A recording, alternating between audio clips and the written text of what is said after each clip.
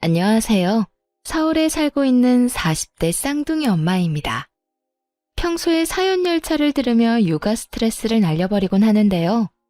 사연을 들을 때마다 매번 떠오르는 사람이 있어 감정이입이 되더라고요. 그래서 사연의 주인공이 복수에 성공할 때면 함께 통쾌한 시간을 보내고 있습니다. 이렇듯 여러모로 좋은 시간을 만들어주던 사연 열차에 제 사연이 소개된다고 생각하니 정말이지 가슴이 설레우는군요. 고민 끝에 보내신 사연인 만큼 최선을 다해 이야기를 풀어볼 테니 끝까지 함께 해주세요. 그러면 시작해 보겠습니다. 저와 남편은 결혼한 지 5년이 된 부부였어요. 연애까지 치면 10년 가까이 된 저희 부부는 가벼운 의견 대립을 제외하곤 제대로 된 부부싸움도 해본 적이 없는 화목한 사이였죠. 남편은 배려심이 깊었고 저에겐 세상 누구보다 다정한 사람이었죠. 그리고 그런 남편을 너무나도 사랑했고요. 이런 저희에게도 걱정거리가 있었는데 그건 바로 아기였죠. 처음 2년은 신혼생활을 즐기기 위해 미뤘지만 그 후 3년 동안은 열심히 노력했는데도 임신이 잘 되지 않더라고요. 힘겹게 임신하면 유산을 해버렸고 그런 과정 속에 저희는 점점 기대를 접었어요. 그리고 5년이 되던 해에 남편이 결심을 했는지 이렇게 말하더라고요. 여보, 우리 이제 아기는 포기하는 건 어때? 응? 당신 많이 힘들어? 기다리는 것도 지치는 일이긴 하지. 그것도 그렇지만 난 당신이 더 걱정이야. 아기가 있으면 좋긴 하지만 사실 우리 지금도 충분히 행복하잖아. 이 행복한 시간들을 임신 때문에 기대했다가 실망했다가 하는 게 아깝다는 생각이 들어. 내가 힘든 건 둘째치고 당신이 너무 힘들어하는 것도 더는 보기 싫고 말이야. 그건 그렇지만 당신 정말 괜찮겠어? 당신 아기 가지고 싶어 했잖아. 아기는 나만 가지고 싶어 했나? 당신도 마찬가지잖아. 설사 나만 원했다고 해도 난 아기보다 당신이 더 중요해. 그러니까 이쯤에서 포기해도 난 정말 괜찮아. 우리 이제 임신 걱정은 묻어두고 지금까지 그래왔던 것처럼 신혼 기분 내면서 살자. 고마웠어요. 사실 포기하자는 말을 여자가 하는 것은 참 힘든 일이라고 생각해요. 그런데 남편이 먼저 이런 이야기를 꺼내주고 위로해주니 마음이 한결 편안해지더라고요. 남편의 말에 따르기로 했고 더는 임신만을 위해 마음을 졸이며 좌절하는 일은 없어졌어요. 하지만 저희만 포기했다고 해서 다가 아니더라고요. 제가 임신을 하지 못한 것에 안달이 난 시모가 있었으니까요. 시모는 저를 잡아먹지 못해 혈안이 된 사람처럼 굴었는데 임신을 하지 못하자 그걸 빌미로 더 신나서는 시집살이를 시키더라고요. 일하는 것에는 신경 쓰지도 않는지 날마다 전화해서 잔소리하는 것은 일상이었고 일주일에 2~3번씩은 시댁으로 불러 온갖 집안일을 시키곤 했어요. 아가, 얼른 와서 이불 빨래 좀 하거라. 이불에서 쉰내가 나는데 내가 허리가 아파서 도저히 할 수가 없구나. 아가, 너 곧 퇴근하지? 퇴근하는 길에 우리 집에 들러서 김치 좀 담가라. 내가 만든 것보다 네가 만든 게 먹고 싶어서 그래. 예, 빨리 와서 청소 좀 해. 집골이 엉망이다. 처음엔 어린 마음에 시모가 무서워서 그 후엔 그래도 시모가 어른이니까 그저 계속해서 참아왔는데 어느 순간부턴 인내심에 한계가 오더라고요. 아가라는 호칭이 예라고 변할 때까지 참은 것이니 참을 만큼 참은 것이기는 했죠. 그리고 머지않아 그 한계선이 무너지는 날이 왔어요. 그날은 퇴근을 하고 집으로 향하던 길이었는데 시모에게서 연락이 오더라고요. 설마 하는 마음에 전화를 받은 것이 꺼려지긴 했지만 한번 전화를 걸면 받을 때까지 하는 시모를 알기에 전화를 받을 수밖에 없었죠. 네, 어머님. 전화를 왜 이렇게 늦게 받는 거야? 너 어디니? 집이니? 아니요, 지금 거의 다 왔어요. 왜 그러세요? 아직 밖이구나. 마침 잘 됐다. 지금 당장 장 좀 봐서 우리 집으로 오거라. 지금이요? 왜요? 무슨 일 있으세요? 무슨 일 있으니까 널 부르지. 내가 심심해서 널 부르겠니? 너 내 친구들 알지? 친구들이 우리 집에 온다고 했었는데 내가 깜빡했지 뭐니.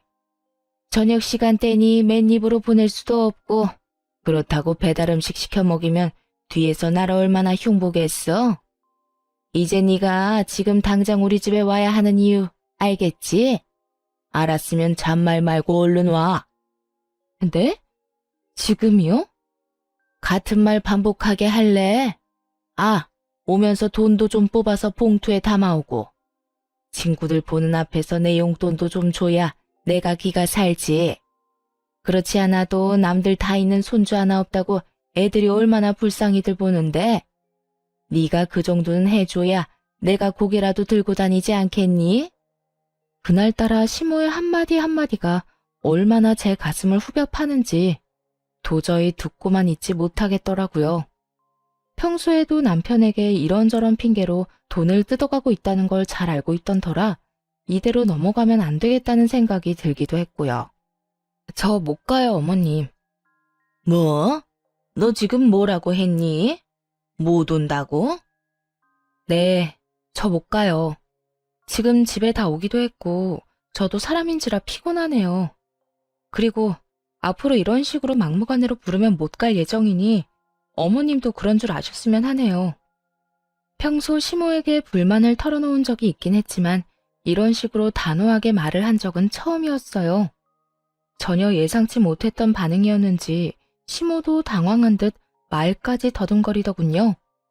그러면서도 어떻게 해서든 저의 길을 죽이려고 애쓰더라고요. 너 지금 네가 뭐라고 하는 줄이나 알고 짓거리고 있니? 애도 못 낳아서 집안 대를 끊어먹은 것이 뭘 잘했다고 시험이 말에 온다 간다 말대꾸야. 넌 그냥 내가 오라고 하면 오고 가라고 하면 가면 되는 거야. 어머님, 저 어머님 며느리지 어머님 종 아니에요. 그리고 애 하나 못 낳는다니요? 엄연히 따지면 그게 제 잘못도 아닌데 어머님은 왜 늘 그런 식으로 말하세요? 병원에서도 저희 둘 다 몸에 아무 이상 없다고 했고 저희도 이때까지 많이 노력한 거 누구보다 더 잘 아시잖아요. 그러니까 다신 그런 식으로 말씀하지도 말고 이런 식으로 저 부르지도 마세요. 그래? 그래서 네가 지금 아니 앞으로도 우리 집엔 안 오겠다 이 말이야? 네, 남편이랑 같이 가서 어머님 뵙는 목적으론 가겠지만 이런 식으로 어머님 댁 집안일이나 손님상 차리려고 가는 일은 없을 거예요. 그래? 그러면 그렇게 해. 대신 사람 불러서 집안일 시킬 테니 그 돈은 네가 주거라. 그걸 왜 제가 드려야 하나요? 그렇잖니. 네가 와서 하면 되는데 하기 싫다고 하니 어쩌겠어? 나는 집안일에 소질이 없고 그렇다고 더러운 곳에서 살 수는 없으니 사람이라도 불러야지. 그런데 나한테 돈이 어디 있니? 이 나이에 내가 돈을 버는 것도 아니고 이 모든 일이 너 때문에 일어난 일이니 그 값은 당연히 네가 치러야 하지 않겠어? 이게 도대체 무슨 말인지 뭐가 당연하다는 것인지 알 수가 없더라고요. 무슨 조선시대도 아니고 이런 사고방식의 시모가 이해가 되지도 않았고요. 아니요, 전혀 당연하지 않아요. 어머님 집안일을 제가 해야 한다는 법도 없고요. 설령 그렇다고 하더라도 그 돈을 제가 줘야 하는 의무도 없어요. 전 그렇게 직접 못하시겠으면 어머님 돈으로 하세요. 어머님 매달 아버님한테 꼬박꼬박 돈 받으시잖아요. 용돈 제외하고도 여러 명목으로 받고 있는 거 다 알고 있거든요. 지금 받아가시는 돈으로도 충분히 차고 넘칠 텐데 굳이 보태고 싶진 않네요. 처음 말을 꺼낼 때만 해도 전화를 들고 있는 손이 떨릴 만큼 무섭고 긴장됐는데 막상 입을 열기 시작하니 술술 잘도 나오더라고요. 그만큼 쌓였던 것이 많기도 했다는 뜻이겠죠. 이런 저와는 달리 시모는 자신의 뜻대로 되지 않자 화가 났는지 슬슬 언성을 높이며 막말을 하기 시작하더라고요. 그렇지 않아도 막말을 잘하는 시모인데 화가 나니 욕까지 해대며 모함을 지르더군요. 야, 너 진짜 그딴 식으로 나올 거야? 내가 너 가만둘 줄 알아? 내가 지금 당장 가서 네 머리채라도 잡고 끌고 와야 정신을 차릴래? 좋은 말로 할 때 얼른 와서 네 할 일 해. 마음대로 하세요. 어머님이 뭐라고 하든 그 일은 제 일이 아니니 절대로 못 가요. 야, 야, 야! 시모는 고함을 질러댔지만 그러거나 말거나 할 말을 마쳤으니 전화를 끊어버렸어요. 그 뒤로도 휴대전화가 뜨거워질 정도로 시모에게서 전화가 왔지만 받지 않았고 결국 배터리가 다 되어 꺼지자 이번에는 남편에게로 전화가 오더라고요. 넌 도대체 뭐 하길래 네 마누라가 나한테 그딴 식으로 구는 게야? 무슨 일이길래 다짜고짜 화를 내? 우리 집사람이 왜? 싸웠어? 싸워? 싸우기는 무슨 일방적으로 네 엄마가 당했어. 아니 글쎄 오늘 우리 집에 좀 오라고 했더니 네 마누라가 뭐라고 했는지 아니? 자기는 며느리지 종이 아니라고 하더라. 며느리면 며느리답게 시어미가 부르면 제깍제깍 와서 일도 하는 거지. 그거 보고 종이니 나발이니 말대꾸나 해대고 말이야. 오늘도 그래. 내 친구들 오니 집에 와서 손님상 좀 차리라는 게 그렇게 힘든 부탁이니? 막말로 애를 못 낳으면 다른 거라도 잘해야 하는 게 맞잖아. 남편의 성격을 알기에 굳이 알리지 않았던 것인데 시모 스스로 자신의 무덤을 참 정성스럽게 파고 있더라고요. 남편의 표정은 점점 더 굳어져 갔고 애 이야기에서 더는 참을 수 없는지 화를 내기 시작하더군요. 엄마, 요즘도 집사람한테 그런 말로 구박하고 있었던 거야? 내가 한 번만 더 그런 걸로 집사람 못 살게 굴면 가만 안 있는다고 했지. 그리고 엄마 집 일은 엄마가 좀 해. 그렇지 않아도 회사 일로 힘든 사람을 엄마가 무슨 권리로 오라가라 하면서 부려먹어. 다신 이 사람한테 그런 걸로 연락하지 마. 또 그러잖아. 용돈 끊는 건 물론이고 엄마랑 연도 끊을 테니 그런 줄 알아. 온전히 제 편인 남편의 입에선 결국 용돈 이야기까지 나와버렸고 시모도 더 이야기해봤자 손해뿐이라는 걸 깨달았는지 그제야 꼬리를 내리고 전화를 끊더라고요. 그 후 시모에게서 오는 연락은 뜸해졌고 이제 좀 마음 편히 살겠구나 하는 생각을 하던 어느 날이었어요. 퇴근하기가 무섭게 집으로 돌아오던 남편은 어느 순간부터 귀가가 늦어지기 시작하더니 날마다 새벽녘에나 집으로 돌아오더라고요. 이유는 회사에 일이 많다는 것이었는데 아무리 일이 많다고는 해도 새벽까지 일을 한다는 것이 의심스러웠죠. 그렇게 제 입장에선 당연하다고 생각되는 의심과 불안이 계속되던 차였는데 시모에게서 늦은 밤 연락이 왔어요. 아들과 연락이 안 된다면서요. 우리 아들 자니? 안 자고 있으면 전화 좀 바꿔다오. 아범 지금 집에 없어요. 요즘 회사 일 바쁘다고 새벽이나 집에 와요. 그래?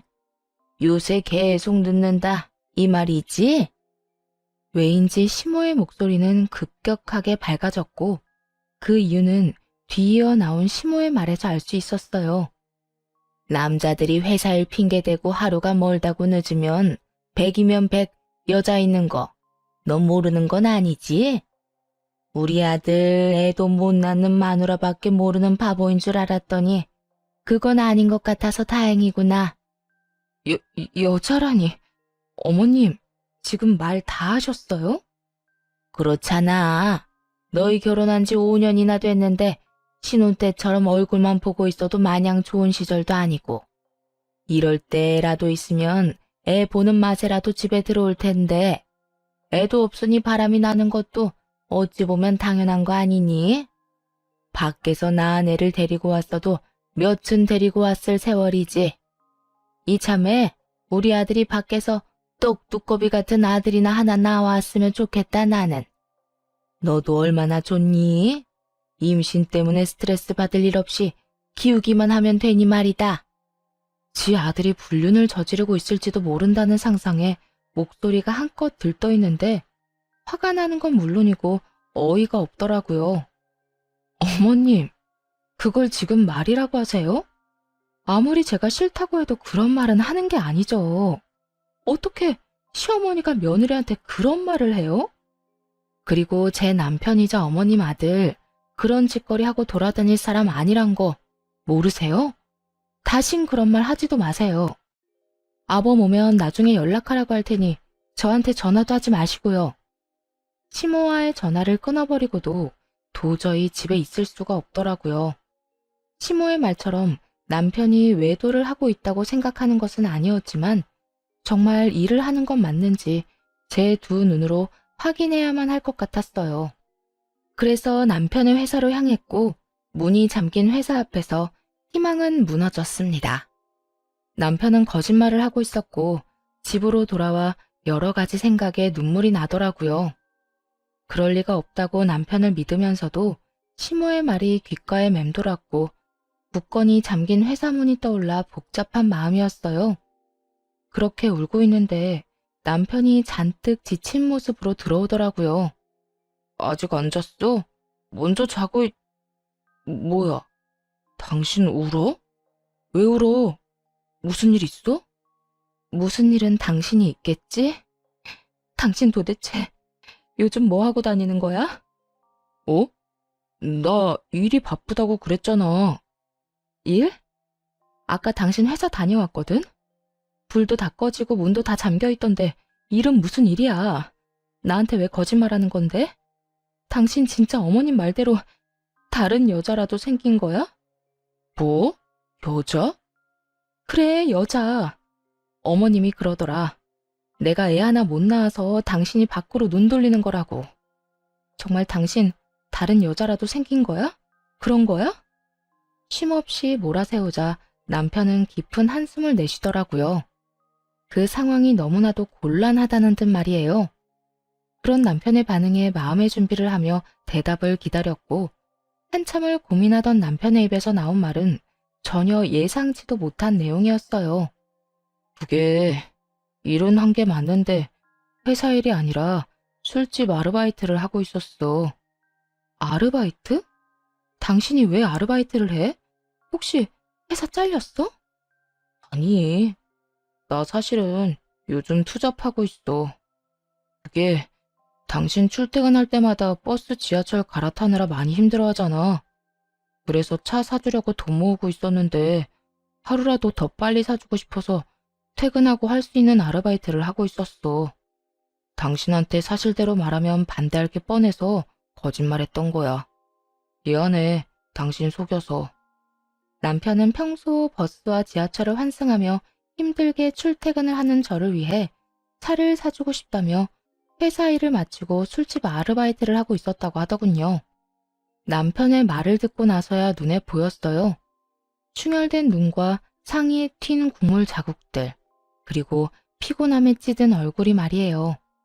끝까지 믿어주지 못했다는 미안함과 이토록 나를 사랑해주는 사람이 있다는 것에 대한 고마움, 여러 가지 감정이 복받쳐 계속 눈물이 나더라고요. 그런 저를 안고 남편은 어쩔 줄 몰라 하며 미안하다는 말만 반복했고요. 여보, 의심해서 미안해.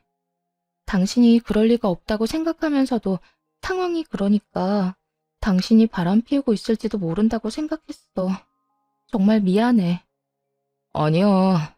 내가 진작 당신한테 사실대로 말했으면 그런 생각할 일도 없었을 텐데 내가 미안해. 아니야, 내가 미안. 그런데 일은 앞으로 하지 마. 꼴이 이게 뭐야? 회사 일도 충분히 힘들 텐데 퇴근하고 제대로 쉬지도 못해서 엉망이잖아. 나 차 필요 없어. 지금도 전혀 힘들지도 않고 말이야. 그렇지 않아도 생각했던 돈 거의 다 모아서 이번 주까지만 한다고 했어. 꽤 오래 모았거든. 그런데 여보, 아까 그 말은 무슨 말이야? 엄마가 당신한테 했다는 말 말이야. 남편은 그 와중에도 그 말이 마음에 걸렸는지 집요하게 물어오더라고요. 모자지라는 꼴처럼 되자 말하지 말까 하는 고민을 하기도 했지만 혼자 품고 지나가기엔 시모가 선을 넘은 건 확실했기에 모든 걸 말하기로 했어요. 시모와의 전화통화가 녹음된 것까지 들려줬죠. 두 눈을 꾹 감고 녹음 파일을 반복해 듣던 남편은 무언가 결심한 듯 감은 눈을 뜨고는 저를 데리고 시댁으로 향했어요. 새벽 3시가 다 되어가는 시간이었죠. 신부는 자고 있을 것이 뻔했고 남편은 걷잡을 수 없이 화가 많이 난 상태였고요. 무슨 일이 일어날 것이 분명한 상황이라 남편을 말려봤지만 소용없었죠. 결국 그렇게 시댁에 도착했고 당연히 자고 있을 거라 생각했던 시모는 어쩐 일인지 웃으며 저희를 반겨주더라고요. 직접 보고 들으면서도 도저히 믿어지지 않는 말을 하면서요. 왔니? 그렇지 않아도 올 것 같아서 기다리고 있었어. 많이 싸웠니? 그래서 이혼이라도 하겠다는 말 하려고 온 거야? 어머, 혹시 내가 말한 대로 다른 여자가 우리 아들 애라도 가졌다니? 들뜬 목소리로 말도 안 되는 말을 해대는 시모를 보며 저보다는 남편이 더 큰 분노를 느끼는 듯 했어요. 제 손을 꽉 잡은 손이 떨리고 있었거든요. 엄마, 그게 무슨 말이야? 어떻게 친엄마라는 사람이 그런 말을 웃으면서 그런 목소리를 할 수가 있어? 나 결혼한 유부남인 거 몰라? 뻔히 아는 사람이 다른 여자한테 내 애가 있냐는 말을 그렇게 아무렇지도 않게 할 수가 있느냐고. 그것도 이 사람이 여기 이렇게 있는데. 아니면 아닌 거지.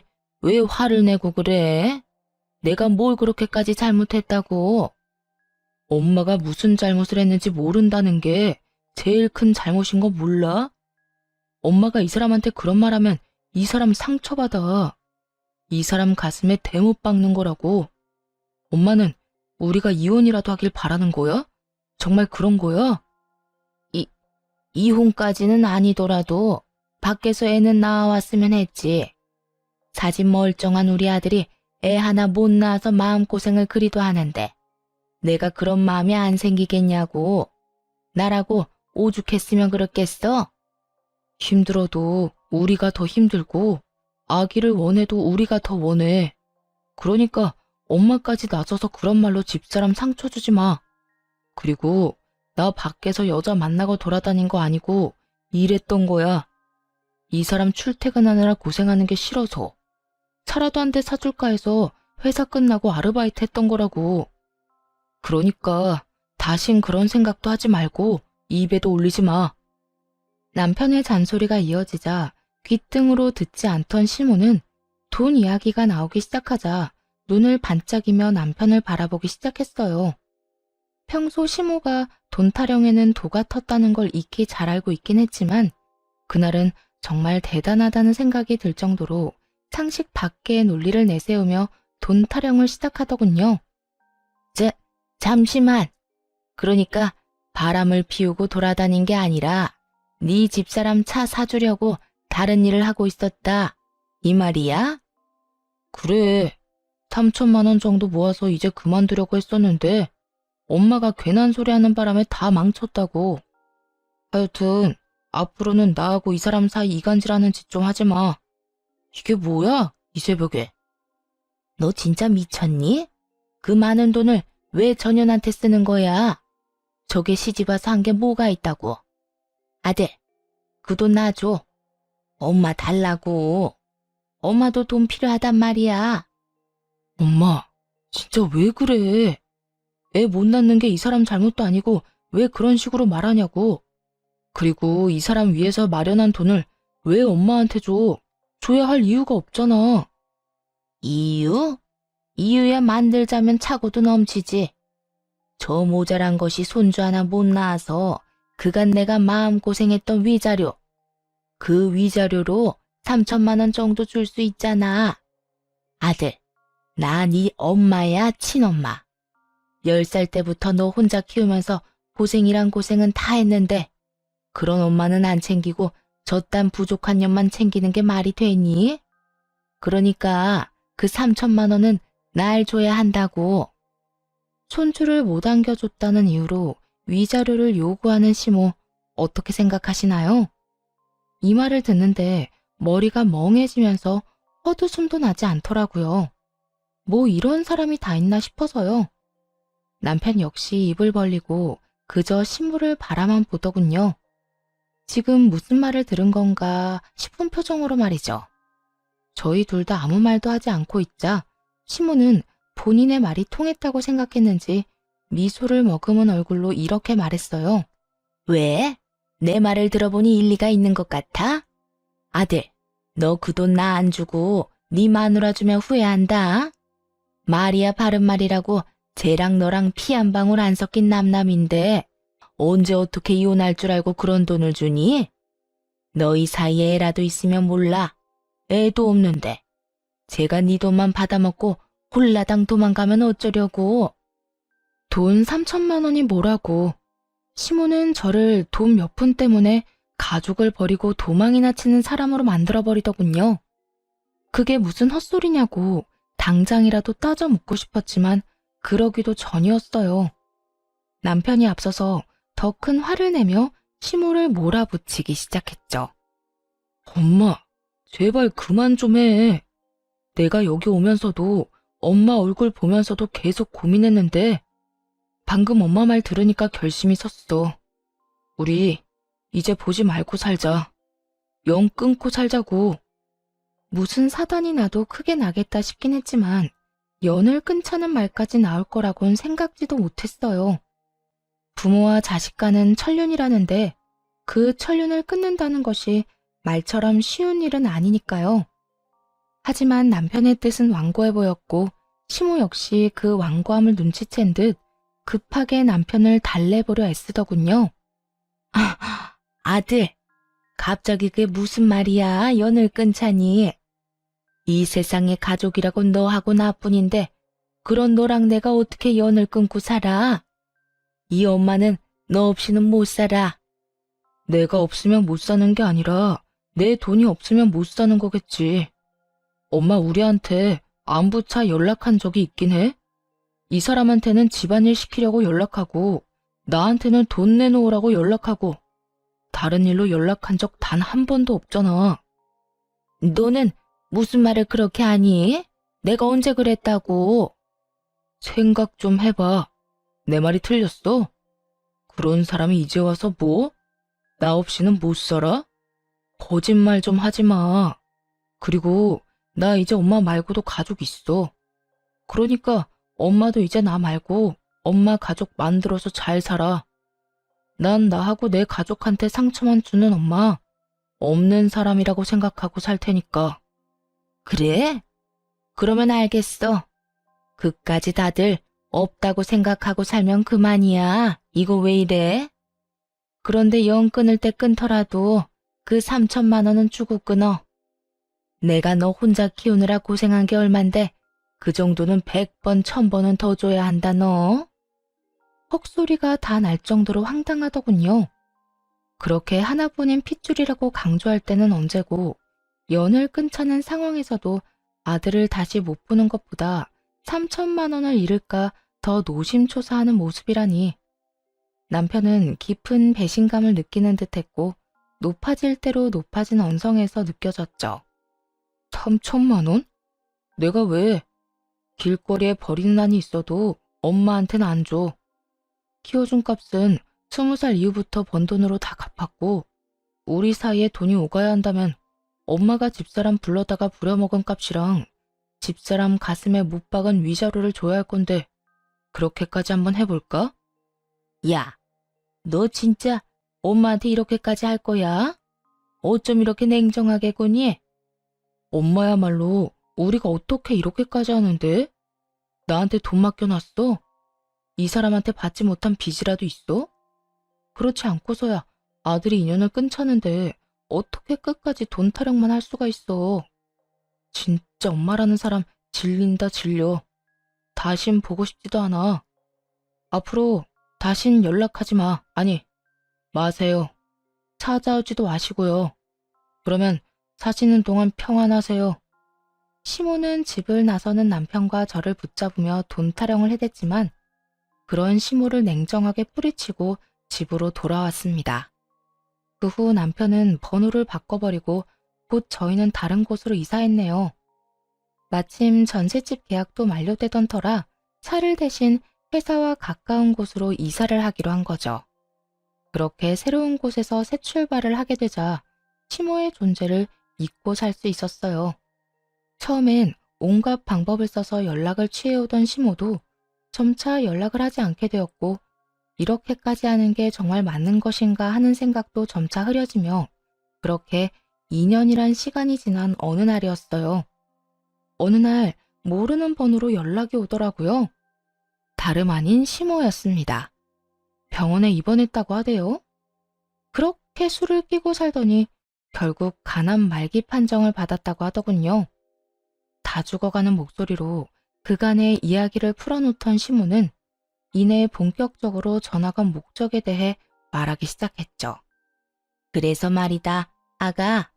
네가 네 남편 좀 잘 설득해주면 안 되겠니? 무슨 설득이요? 내가 이때까지 말했잖아. 내가 간암 말기라고. 의사 말로는 이식도 힘들 거라고 하긴 하는데 사람 일이란 게 또 모르는 일이고, 이식을 해서 하루라도 더 살 수 있으면 그건 하는 게 맞는 거 아니겠니? 그러니까 내 아들한테 네가 설득 좀 해주려무나. 내 아들이지만 내 말보단 네 말을 더 잘 듣잖니. 들어보니 이식을 해도 가망이 없다고 하는데, 시모는 이식만 한다면 영생을 누릴 것이라고 확신이라도 하듯 남편의 간을 탐내고 있더라고요. 간 이식만 하면 다 해결된다고 하더라도 이식을 권해볼까 말까 하는 마당에 가망도 없는 일에, 그리고 이렇게 된 사이에서 그딴 요구를 하다니, 그 뻔뻔함에 기가 막히기도 하고 온몸에 소름이 닿기치더라고요. 어머님, 말이 되는 소리를 좀 하세요. 이식해서 완치된다고 해도 고민 정도는 해볼까 말까인데, 의사도 힘들다고 한 마당에 제 남편이 왜 간을 이식해드려야 해요? 네가 뭔데 된다 안 된다를 판단해? 넌 그냥 내 아들한테 내 상태가 어떤지 전하기만 하면 된다. 내 아들은 내 사정 들으면 분명 발벗고 나서줄 테니까. 지독한 년, 네 심보가 이따위니까 애도 없는 거야. 변한 것이 하나 없는 시모는 또 그런 식으로 상처만 주더니 전화를 끊어버렸고 고민에 빠졌죠. 이 상황을 남편에게 알려야 하나 말아야 하냐는 고민이요. 깊게 고민해본 결과 이건 제가 결정 내리고 말고 할 문제가 아니란 생각이 들더라고요. 가망 없는 일이라고는 하더라도 남편이 이식을 시도하고 싶다면 제가 말릴 일은 아니란 생각이 들었으니까요. 그래서 퇴근을 하고 돌아온 남편에게 시모의 이야기를 전했고, 남편은 제 휴대전화에 기록이 남아있던 번호로 시모에게 전화를 걸었죠. 아들, 이야기 들었지? 엄마 많이 아파. 얼른 와서 수술 날짜 좀 잡자, 응? 누구신데 이런 이야기를 하는지는 모르겠지만 저는 엄마가 없는 사람입니다. 그러니까 다시는 이런 연락하지 마세요. 너 정말 이딴 식으로 나올 거니? 다른 것도 아니고 엄마가 아프다는데, 그깟 간 좀 떼준다고 네가 죽는 것도 아닌데 이렇게 쪼잔하게 굴 거냐고. 마음대로 생각하시고 다신 이런 용건으로 연락하는 일 없었으면 합니다. 저는 절대로 저의 어떤 것도 내어드릴 생각이 없으니까요. 하나밖에 없는 아들이 날 안 살려주면 누가 날 살려준단 말이야. 그러지 말고 제발 다시 한번 생각해 보려무나. 이제 와서 하나밖에 없는 아들 타령을 하시네요. 2년 전 영 끊자고 말씀드렸을 땐 아들은 안중에도 없고 돈만 챙기려 두시더니, 어쨌든 전 그때 그 자리에서 엄마는 없는 사람이라 생각하며 살기로 했습니다. 남편은 전화를 끊어버렸고 시모는 작전을 바꾸어 저를 설득하기 시작했어요. 아무리 생각해도 남편은 가망이 없을 듯하니 저를 어떻게 해서든 구슬려 보기로 마음을 먹은 것이겠죠. 아가, 나 정말 이러다 죽을 수도 있어. 그러니까 우리 아들 말고 너라도 이식 좀 해주면 안 되겠니? 지난 일은 다 흘려보내고 우린 현재를 살아야 하잖니. 그러니 너도 마음 한번 넓게 써보거라. 응? 시모는 저를 설득하려는 그 순간에도 미안했다는 말 한마디 없더라고요. 그저 어떻게 해서든 동정심을 자극해서 목적을 이루고자 하는 욕망만 드러낼 뿐이었죠. 어떻게 해서든 이식이라도 받고 싶은 심정은 잘 알겠는데요. 그렇게 간절하면 적어도 저희한테 사과 한마디라도 해야 하는 거 아니에요? 사과? 내가 뭘 그렇게 잘못했다고? 너나 네 남편이나 이렇게까지 구는지 도무지 난 이해가 되지 않는구나. 아, 그러니까 어머님은 여전히 저희한테 조금의 잘못도 하지 않았다고 생각하는 거네요. 남들 다 가지는 손주 하나 못 안겨준 것도, 다짜고짜 연을 끊자고 한 것도 다 내가 아니라 너랑 네 남편이 저지른 거 아니니? 그런데 왜 내가 너희한테 사과를 해야 하니? 지금도 그래. 부모가 아프면 자식이 되어서 뭐든 해줘야 하는 게 마땅한 거 아니니? 그러니까 더 큰 죄 짓고 후회하지 말고 당장 와서 이식 날짜나 잡아. 이런 생각이 들더라고요.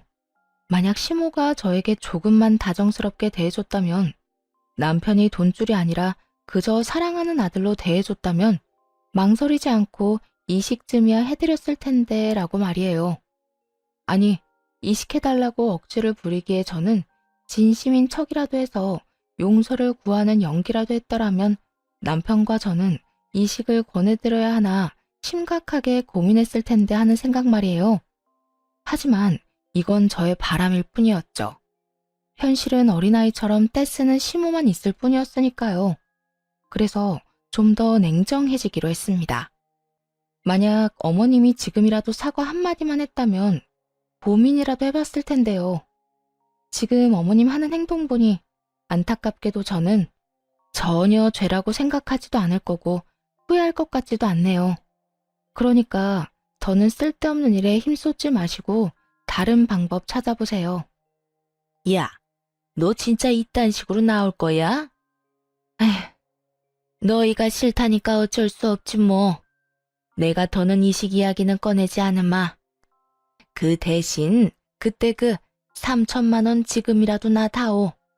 몸이 아프니 돈 나가는 데가 한두 군데가 아니야. 그러니까 그 돈이라도 내놓으려무나. 정말 대단한 사람 아닌가요?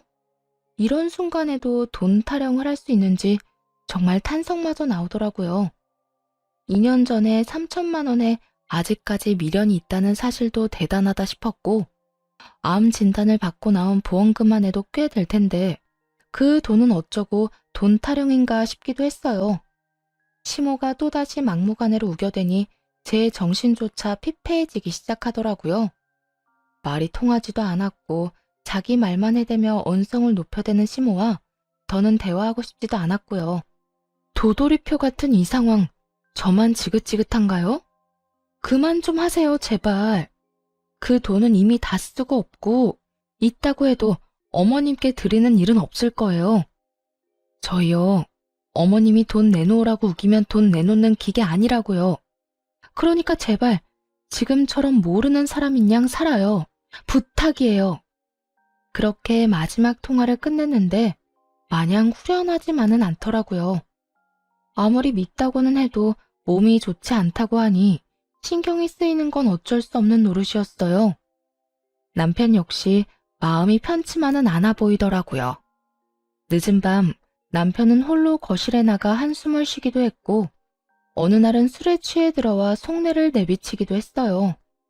사실은 나 너무 속상하기도 하고 슬프기도 하다. 당연히 도와주고 싶은 마음이 있기도 한데 마지막까지 돈 타령만 하던 엄마 모습이 뇌리에서 떠나지 않아. 그래서 너무 힘들고 너무 배신감이 들어. 괜찮아. 다 괜찮을 거야. 그러니까 너무 죄책감 가지지 마. 너무 힘들어하지도 말고. 난 당신 이해해. 나 역시 당신 입장이었다면 그랬을 거야. 정말? 그래. 난 당신만 나 이해해주면 괜찮아. 그렇고 말고. 참 많이도 울더라고요. 평생을 돈 타령만 하던 시모도 엄마라고 어린아이처럼 우는 남편을 보는데 저 역시 마음이 좋지 않았어요. 그날 많은 이야기를 나누었던 기억이 아직도 선명하네요. 긴 시간 이야기를 나눈 끝에 내린 결론은 저희의 결정대로 하자였어요. 이식한다고 한들 가망이 없는 상태였고 강경화 때도 술을 끊지 못해 이 지경까지 온 시모가 이식이 성공해서 몇 달의 시간이라도 번다고 한들 또 술을 먹을 것이 분명했기 때문이었어요. 그렇게 저흰 다시 한번 마음을 다잡았고 일상으로 돌아와 잘 살아보려 애쓰고 있었죠. 그러던 어느 날 시부라는 사람이 찾아왔어요. 모든 걸 포기한 시모가 헤어진 지 오래인 시부에게 자신의 처지를 알리며 도움을 청한 듯 했죠. 잘 지냈니? 네, 잘 지내셨어요? 난 뭐 그런 대로 지냈다. 참 이상하더군요. 아무리 오래전에 헤어져 어색하다고 한들 저렇게 서로의 눈치를 살필 필요가 있나 하는 생각에서요. 거기에다 닮은 구석이 하나 없다는 점도 이상했어요. 그저 그렇게 이상하다고 생각할 뿐 다른 사연이 있을 거라 상상치도 못했는데 두 사람은 제가 전혀 생각지도 못했던 이야기를 꺼내기 시작했어요. 너 그렇게 사라지고 내가 얼마나 섭섭했는 줄 모른다. 그러셨어요? 저는 속 시원하다고 생각하실 줄 알았어요. 제가 친자식이 아니란 걸 다 아셨잖아요. 그래, 알았지. 그래도 내가 널 친자식으로 알고 내 품에서 키운 게 10년이야, 이 녀석아. 그런 내 아들이 하루아침에 사라졌는데 걱정하지 않았겠어? 낳은 정보다 키운 정이라고. 그 여자 생각을 하면 이가 갈리는데 네 생각만 하면 그립고 섭섭하고 그랬어. 저도 사실은 아버지 생각 많이 났었어요. 그립기도 했고요. 들어보니 시모는 시부에게 남편이 시부의 자식이라 속이곤 결혼을 했었다고 하더군요. 그렇게 남편과 시부를 속이고 10년을 지내다 우연찮게 그 사실을 들키게 되었고 시모는 남편을 데리고 야반 도주를 해버렸던 것이었죠. 시부는 현재 재혼을 해 다른 분과 살고는 있지만 슬아의 자식은 없었으며 여전히 남편을 그리워하고 있다며 눈물을 훔치셨어요. 남편 또한 그런 시부의 사랑에 눈물을 흘렸고요. 이야기 들어보니 네 엄마 많이 아프다고 하던데 넌 괜찮니? 날 찾자마자 네 엄마가 다짜고짜 너랑 네 집사람 욕을 얼마나 하는지 네 걱정이 돼서 널 찾지 않을 수가 없었다. 가망도 없는 일에 괜히 네 몸이나 축내는 결정을 내릴까 봐서 말이다. 어떻게 된 사람이 세월이 그렇게나 흘렀는데도 욕심이 그렇게도 흘러넘치는지. 정말 그때 네가 아니었다면 진작 이혼했었을 게야. 그러셨어요? 그렇지 않아도 엄마 때문에 정신없긴 했었어요. 이식 때문에 고민도 많이 하긴 했는데 하지 않기로 했고 그렇게 말도 전했고요. 그래, 잘했다 잘했어. 내가 병원에 알아봤는데 병원에서는 안 된다고 했는데도 네 엄마 욕심에 너를 그렇게 못살게 굴었다고 하더구나. 병원 가보니 몰래 술까지 사다 먹었는지 술 냄새가 얼마나 나는지. 하여튼 너만 건강하고 너만 괜찮다면 됐어. 시부는 혹시라도 남편이 이식을 해주는 멍청한 결정을 내렸을까 싶어 단숨에 남편을 찾아왔다고 하시더라고요. 남편의 말을 들은 시부는 안도의 한숨을 내쉬며 다시금 남편의 손을 꽉 잡아주셨어요. 그간 고생했다고 하는 마음이 저에게도 전해질 만큼 따뜻하게 말이에요. 그렇게 한바탕 눈물의 재회가 끝나고 시부는 조심스럽게 말을 건넸어요. 아들아, 아까 말했다시피 집사람 자궁에 문제가 있어서 여생을 집사람과 나 이렇게 둘만 살았단다. 그래서 우린 지금이라도 멋진 아들이 필요한데 너만 괜찮다면 다시 내 아들로 살아주지 않겠니? 아버지, 네, 그렇게 할게요. 감사해요. 이 녀석, 어릴 때도 눈물이 많더니 지금도 눈물이 많구나. 남편은 시부의 품에 안겨 펑펑 울기 시작했고 그런 남편을 시부는 꼭 안아주었어요. 평생 부모 사랑을 제대로 받지 못하고 자란 남편이 드디어 제대로 된 부모의 사랑을 받게 될 순간이었죠. 새롭게 만나게 된 시모는 참 따뜻하고 인성이 착한 사람이었어요. 생판 남인 남편과 저를 오래전부터 자식으로 품은 사람처럼 따뜻하게 맞아주시더라고요. 그 덕에 남편과 저는 지난 세월을 위로받는 시간을 보내기도 했답니다. 그 후 얼마 지나지 않아 전 시부가 하늘나라로 떠났다는 말을 들었어요. 시부가 예정을 생각해서 병원비도 결제해주고 다른 금전적인 부분도 도와줬지만 2달 만에 급성 폐혈증으로 돌아가시게 된 거죠. 사망보험금이 있었는데 그건 남편에게 상속되었어요. 그 돈으로 좋은 묘자리도 마련하고 가시는 길 섭섭하지 않게 잘 보내드렸네요. 그렇게 죽은 시모가 기억 속에서 잊혀질 때쯤 시부가 큰 돈을 주시더라고요. 아버님, 이게 무슨 돈이에요? 갑자기 돈을 왜 주세요? 그게 너희 지금이라도 임신 다시 시도해보는 건 어떨까 해서 말이야. 시험관 하는데 돈이 많이 든다고들 해서 미리 이렇게 준비해봤다. 시험관이요? 그래. 너희 아직 나이도 젊은데 이렇게 포기하는 건 너무 아깝지 않니? 애를 싫어하는 애들도 아니고 계속 시도하다가 포기한 거라며. 그땐 여러모로 마음이 편한 상황이 아니었으니 힘들었겠지만 지금은 마음도 편하고 스트레스 받는 일도 없으니 다시 시도해보는 것도 괜찮을 것 같은데 어떠니? 시부의 말을 듣고 보니 일리가 있다 싶더라고요. 임신을 열심히 도전하던 그땐 전 시모의 시집살이 때문에 스트레스가 이만저만이 아니었거든요. 하지만 이 당시에는 이렇게 마음 편히 지냈던 적이 있었나 하는 생각이 들 정도로 몸도 마음도 건강한 상태였으니까요. 시부의 말대로 다시 시험관을 도전했고 바로 쌍둥이를 임신하게 되었어요. 기적처럼 임신에 성공을 하고 난 후에도 걱정은 많았어요. 또 유산의 아픔을 겪을까 봐요.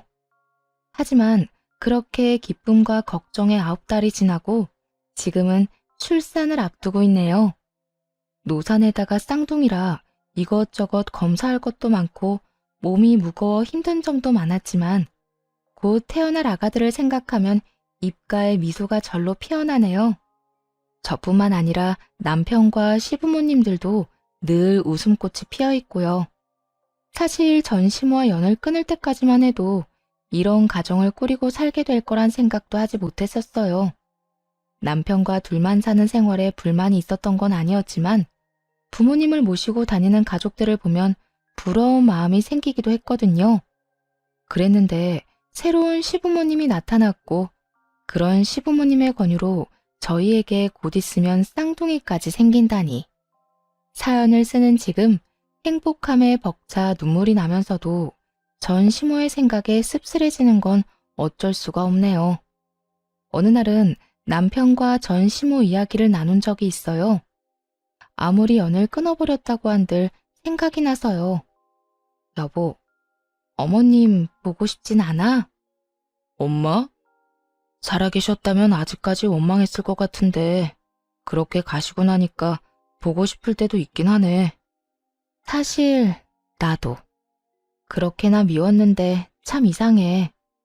그런데 여보, 나 그런 생각 가끔 한다? 그때 내가 아기도 빨리 가지고 출산까지 무사히 했으면 어머님이 날 좀 예뻐해 줬을까? 그랬으면 이날까지 어머님도 함께하지 않았을까 하는 생각. 당신은 그런 생각 안 해? 이 말에 한참을 망설이던 남편은 허공을 응시하며 이렇게 말하더라고요. 나도 그런 생각하기는 해. 그런데 몇 번을 생각해도 우리 엄마는 출산과 상관없이 변함없이 똑같은 모습이었을 거란 결론이 나더라고.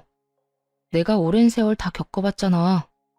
그러니까 당신도 괜한 죄책감 가지지 말고 그저 돌아가신 분 미워하는 마음 없이 가끔 떠오르면 생각하고 그땐 그랬었지 하고 웃어 넘겨버리자. 알겠지? 그래, 알겠어. 남편과 저는 마주보며 웃었고 그날 비로소 전 시모를 완전히 용서하고 제대로 보내드렸던 것 같네요. 그 덕인지 요즘엔 전 시모 이야기가 나와도 웃어 넘길 만큼 여유가 생겼고요. 처음 이 사연을 쓸 때까지만 해도 고민이 참 많았는데 말이에요. 다른 사연처럼 이혼 사연이 아닌 절연 사연이라 더욱 고민스러웠던 것 같아요. 그럼에도 사연을 쓰게 된 이유는 저희 가정처럼 상식에서 벗어난 시부모님의 행동 때문에 고통받는 분들이 많더라고요. 여러 사연들을 접하며 제가 겪었던 일들, 그리고 저희가 어떻게 행동했는지가 조금이라도 도움이 될까 싶어 사연을 쓰게 되었어요. 부모와 자식 간의 사이가 쉽게 끊을 수 있는 사이가 아니란 걸 누구보다 잘 알지만, 그럼에도 아닌 건 끊어내야 더 멀리, 더 높이 나아갈 수 있지 않을까 합니다. 그것이 악연이라면 더욱 단호하고 빠른 결정이 필요하지 않을까요? 이로써 저의